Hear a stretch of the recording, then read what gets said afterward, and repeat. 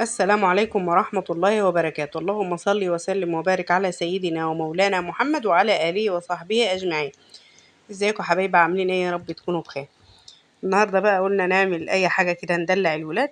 هم طبعا عارفين كل الولاد بيحبوا الحاجات الهايفة دي، كريبات، حواوشي، اندومي، أي حاجة من الهايفة ديت. أي طفل في الدنيا بيحب الحاجات دي، فعملنا لهم النهاردة كريب.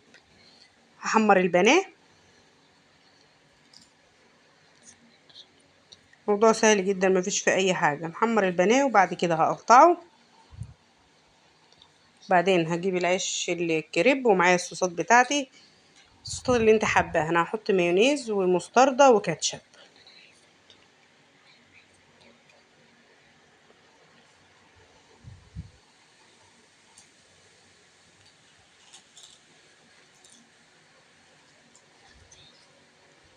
منى عايزه تقول لكم رايها في الكريب النهارده. سلمي يا منى يلا على الناس. ازيكم عاملين ايه؟ بصراحة الكريب كان جامد، تسلم ايديها والله وهيعجبكم. قول لهم ما تنسوش اللايك والاشتراك. ما تنسوش اللايك والاشتراك.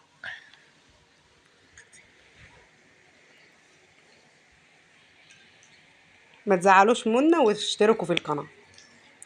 اي حد لاول مره يشوف الفيديو بتاعنا يشترك في القناه وتشترك وفعل زر الجرس عشان يوصلك كل جديد ان شاء الله.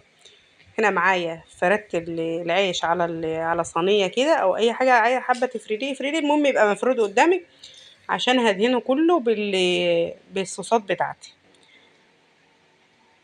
بحط الصوصات الاول على الرغيف وبعد كده بحط شويه الجبنه الموتزاريلا وبعدين بحط الفراخ البانيه بتاعتي وبعدين بقفله واحطه في المقلايه على نار هاديه جدا.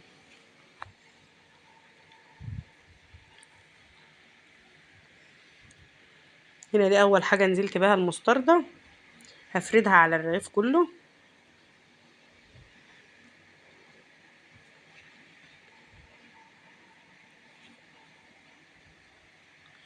اول واحد عملته بس اللي فردت كل صوص لوحده، بعد كده عملت تركيبه من الصوصات مع بعض وبقيت احط على كل رغيف وافردها مره واحده. لكن ده اول واحد حطيت الصوصات زي ما انتم شايفين كده، اول نوع، وهنزل بتاني حاجه وبعدين احط تالت حاجه وافرد كل حاجه لوحدها. لكن بعد كده عملت كله مع بعضه وفردته.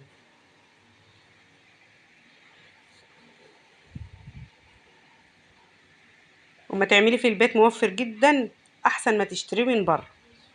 من بره الاسعار بتاعته بقت جامده جدا، فلما تجيبي الحاجات وتعمليه عندك في البيت احسن بكتير قوي وهيوفر معاكي كتير ما تجيبيه من بره.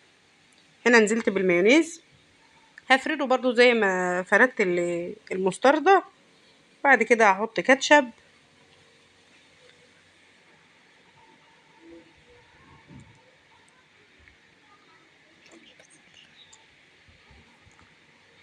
متنسوش اللايك والاشتراك وتفعيل زر الجرس يا حبايبي.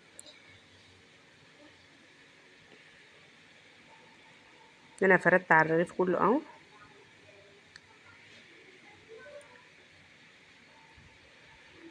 صلوا على النبي واذكروا الله. اللهم صل وسلم وبارك على سيدنا محمد وعلى اله وصحبه اجمعين. لا اله الا الله. هنا هنزل بالكاتشب،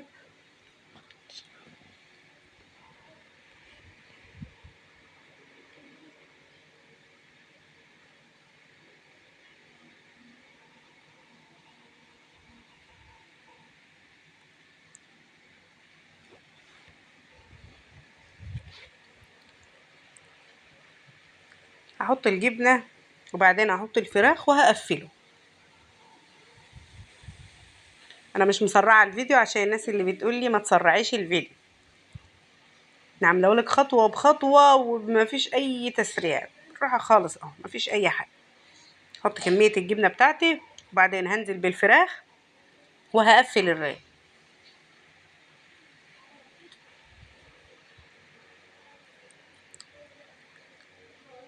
بترص قطع البانيه جنب بعض كده، وهحط عليهم دهنه صوصات كده من التشكيله اللي معايا دي.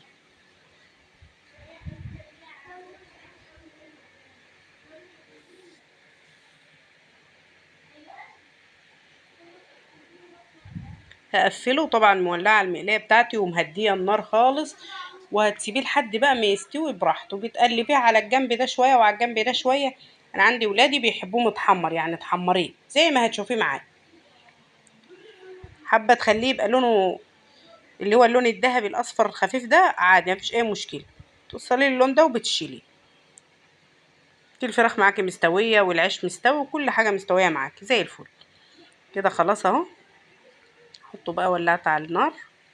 هحاول اجيب لك النار اشوفها هتظهر معايا في التصوير ولا لا. شوفي النار هاديه خالص ازاي، يا دوب شعره بس كده تحت، مفيش حاجه، يعني النار هاديه جدا. هسيبه بقى لحد ما يستوي وبعدين اطلعه. هوريهولك بعد ما يستوي برضه. تعالي ما اوريكي تاني واحد وانا بعمله. برضه فردت الرغيف وهنزل عليه بالصوصات بتاعته. تقريبا ده برضه هحط كل نوع صوص لوحده. وبعد كده عملت تشكيله معايا وهبشتغل في العيش. اصل انا ما شاء الله عملت كميه كويسه يعني في اليوم ده.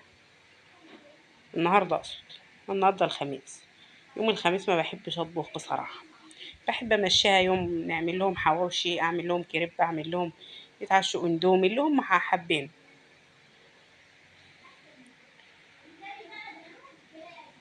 المهم ان هي بتبقى اكله خفيفه خالص بتاعت يوم الخميس دي. مايونيز.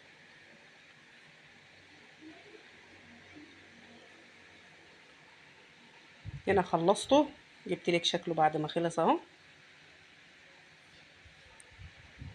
سيبه معايا هنا لحد ما اخلص اللي معمول. وما تعمليش كميه وتركنيها، لان العيش بتاعك بيتفتح وما بيبقاش حلو خالص. لكن انا هخلص ده هشيله هحط اللي انا عملته. انا عملت التاني بس عشان اوريهولك اهو. شوف بدأ يحمر معايا والجبنه بتاعتي بتسيح وتحفه بامانه. هنا اهو زي ما قلت لك اهو. حابه تطلعيه وهو على نفس اللون ده طلعيه. انا هسيبه لسه يحمر شويه، لان هم حابين يخلوه متحمر يعني. هيطلع معايا هوريلك هيبقى عامل ازاي. الجبنه، شوف الجبنه ساحت ازاي، جميل. طبعا مش هقولك بقى الحاجه اللي بتعمليها من ايدك دي ما فيش انضف من كده. هي طبعا كل حاجه فيه جاهزه، بس برضو انت عاملاها بايدك احسن بكتير من بره. هنا شكله بعد ما طلع، حطيت لهم كاتشب وحطيت لهم شيبسي وحاجه ساقعه، وكل واحد اخد الطبق بتاعه واكل مع نفسه. متنسوش اللايك والاشتراك وتفعيل زر الجرس عشان يوصلكوا كل جديد ان شاء الله. اشوفكم فيديو جديد يا حبايب قلبي. مع السلامه.